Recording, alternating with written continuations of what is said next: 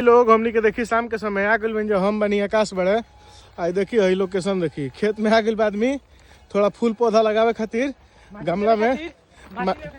माटी में लेवे खातिर आइल आदमी यही में से अब आदमी माटी ले जाई थोड़ा बहुत माटी आदमी भर ली और बस हमनी के काम हो जाई काम भर भराइए गई बा एक दो ढेला और ले लेते हैं